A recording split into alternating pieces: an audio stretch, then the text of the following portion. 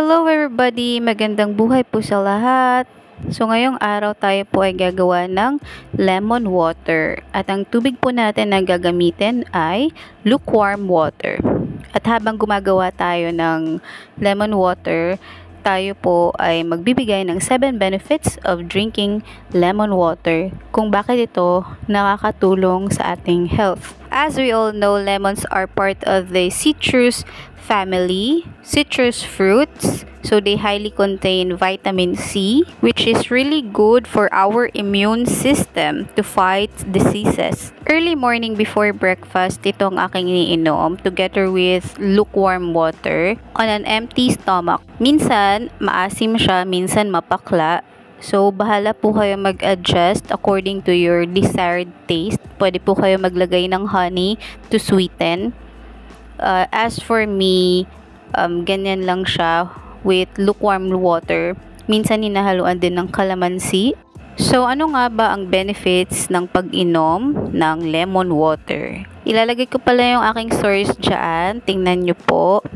Pwede nyo po siyang bisitahin. So, unang-una, ang sabi sa aking source, it stabilizes your appetite. Meaning, pinipigilan ito ang magutom ka. Meron daw blood sugar balancing pectin, a type of soluble fiber at hydrating mojo, ang lemon. Kaya, hindi ka kagad magugutom. So, kapag after meal, medyo naramdaman mong nagugutom ka, uminom ka lang ng 1 cup of warm water with juice of lemon. Number 2, it revitalizes up your energy. So, ang lemon ay puno ng vitamin C. At ang vitamin C helps to absorb iron. For better absorption of iron, you need to take vitamin C. Kaya yung ibang mga buntis na nagtitake ng folic acid, ay binibigyan din sila ng vitamin C supplements para ma-absorb ang iron. So, ang iron naman, this is essential for our providing energy for our daily life. Number 3, it helps protects your cells. At dahil nga ang lemon ay punong-puno ng vitamin C, at ang vitamin C naman, this will really helps our immune system. It helps prevent diseases and also prevents the aging process. Number 4, it promotes clear skin. So, vitamin C is a powerful antioxidant that helps reduce fine lines. May disclaimer lang po tayo. Sabi, it is not a miracle cure. So, you don't rely to lemon water alone para sa damaged skin cells. This is more on like prevention. You can use skincare products or consume more fruits and vegetables para sa iyong clear skin. So, number 5, it controls bloating. So, dahil lemon water contains vitamin C, and vitamin C talaga yung nagpapa-improve ng bowel movement natin. And with lemon water, you get hydrated too. So, it's really good for the digestive system. And you will feel less bloated. Sabi din sa source, ang lemon water is a decent source of potassium. Potassium is a mineral that reduces the effect of sodium in table salt. So, kapag mababa ang potassium mo, ibig sabihin, delikado.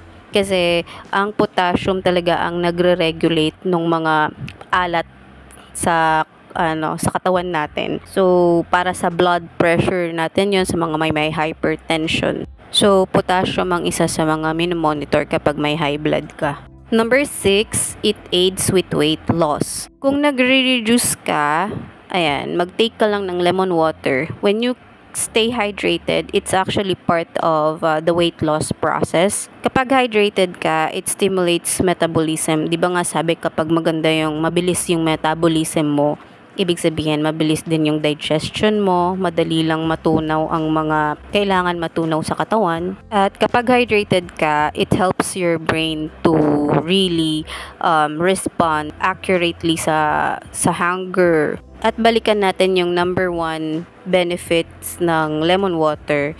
It stabilizes your appetite. Hindi ka kaagad magugutom. Kaya malaking bagay ang naiko-contribute ng lemon water para sa weight loss. Number 7, pinaka-importante sa lahat, it helps kick kidney stones to the curve. At dahil citrus fruit ang lemon, it actually helps in increasing the citrate concentration sa katawan.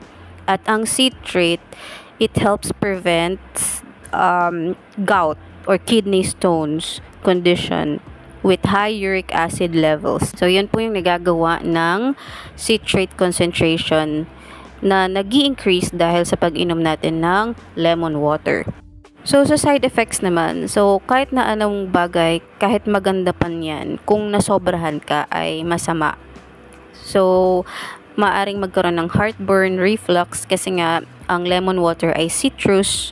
So, may magkaroon ka ng acid reflux, canker sores, or mouth ulcers, tooth decay, or enamel erosion if consumed in high quantities.